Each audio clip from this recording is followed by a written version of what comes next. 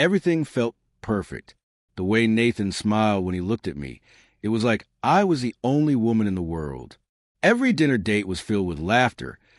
Every kiss felt like it came from a man completely and entirely in love. He would surprise me with flowers, leave notes in my coat pocket, and remember little things, how I liked my coffee, what brand of wine I preferred after a hard day. To anyone watching, we were the textbook definition of romance. I was 32, ambitious, emotionally mature, and finally felt like I had met someone who matched my energy.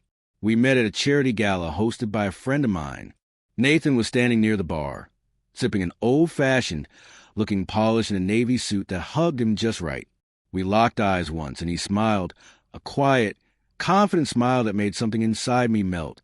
He introduced himself as a consultant, originally from Boston, newly relocated to Chicago. His charm was effortless, the kind that doesn't try too hard because it doesn't have to. Our first date happened 3 days later at a cozy rooftop restaurant. I remember thinking he was too good to be true. Handsome, successful, funny, well-read, attentive. He listened when I talked and asked follow-up questions that proved he cared. And so I fell, fast and hard. For nearly 8 months, Nathan was everything. We traveled together, spent weekends binge-watching true crime documentaries, and even began talking about future plans, where we might vacation next year, how he preferred coastal towns, how I wanted a dog, and he laughed and said, only if we name it something ridiculous like Mr. Pickles. Looking back, there were signs. Not red flags. No, those would have been too obvious.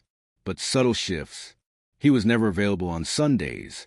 I once asked him why, and he said, that's my detox day. No phones, no screens, just books and rest. It felt eccentric, but oddly respectful of his mental health. Then there were his disappearing acts. Sometimes he'd vanish for an entire evening, only to text the next morning saying he had a migraine and fell asleep early. His apartment, beautiful and tastefully furnished, never had any personal photos. Too messy looking, he had joked when I commented. I trusted him. I never questioned anything. Until the night everything collapsed. It started with an innocent plan to surprise him. I had a key to his place. He had given to me a few weeks earlier after I stayed over for 3 days straight.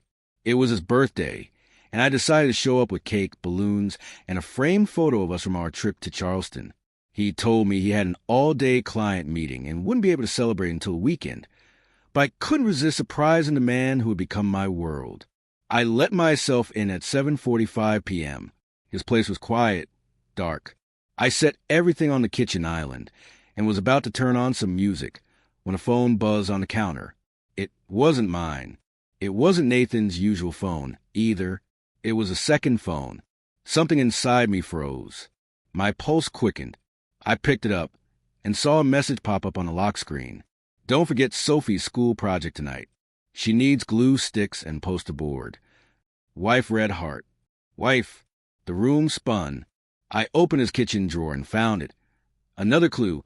A child's drawing with Daddy, scrawled in pink crayon, and a stick figure with a cape. My hand shook as I pieced it together, but part of me refused to believe it. I looked at the picture frame I had brought.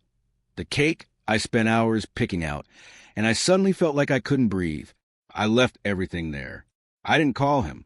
I didn't text. I drove straight home in silence, then sat on my bathroom floor and cried until my body gave out. The next few days were blurry. He didn't contact me until the following evening, claimed his phone died, said he had food poisoning and had spent the night miserable. I didn't confront him right away. I wanted the full truth first. I hired a private investigator. It felt like something out of a movie, something paranoid and dramatic, but I needed proof. Real, undeniable proof. I couldn't go off one text and a child drawing. Part of me still wanted to be wrong. I wasn't. In 2 days, the investigator handed me a folder. Nathan was married. 10 years. He had a wife named Emily and 2 children, ages 7 and 4. They lived in the suburbs, in a 2-story home with a red door and a garden swing.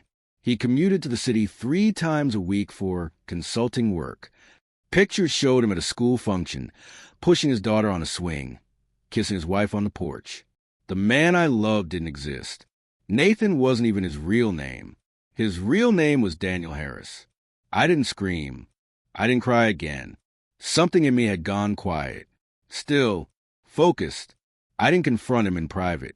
No, I wanted him to feel exposed the way I felt. So I waited until the following Saturday, the night he told me he'd be traveling to New York. I drove to his family's neighborhood. I knocked on the red door. His wife answered. She looked exactly like the kind of woman he described when talking about his ideal future. Blonde, kind-eyed, wearing yoga pants and a messy bun. "Hi," I said, calm and direct. "I'm sorry to disturb you. My name is Ava. I've been in a relationship with your husband for almost a year. I had no idea he was married until 3 days ago." I handed her the folder. She took it without a word. The only thing I remember clearly is the sound of her breath hitching when she saw the photo of Nathan Daniel with me in Charleston. He walked in 5 minutes later, grocery bags in hand, whistling. Then he saw me. He stopped mid-step, his face drained of color. "Ava," he whispered. I turned to him, cold and steady. "Don't say a word." Then I turned and walked out.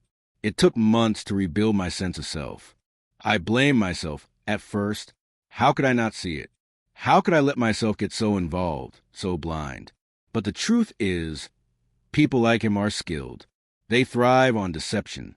They feed off attention. And women like me, we trust, we believe, we love deeply. There's no shame in that. I went to therapy. I reconnected with friends I had distanced myself from. I moved apartments, changed jobs, even took a solo trip to Italy.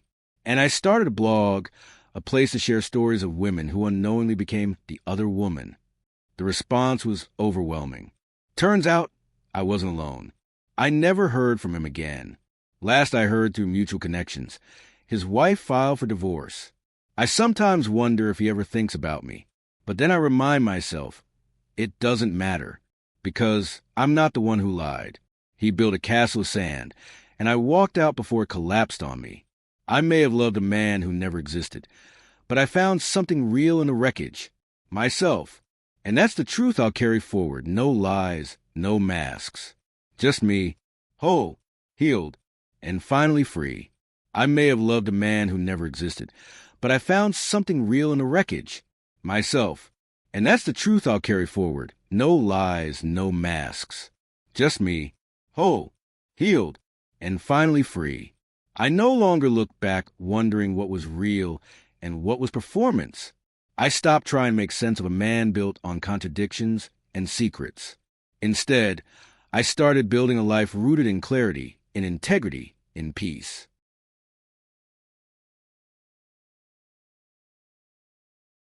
I no longer look back wondering what was real and what was performance. I stopped trying to make sense of a man built on contradictions and secrets. Instead, I started building a life rooted in clarity, in integrity, in peace. Today, when I sip coffee alone in my favorite corner cafe, I smile, not because I have someone across from me, but because I don't need anyone to feel full anymore. The ache is gone, the shame gone, the longing replaced by purpose. He shattered the illusion of love.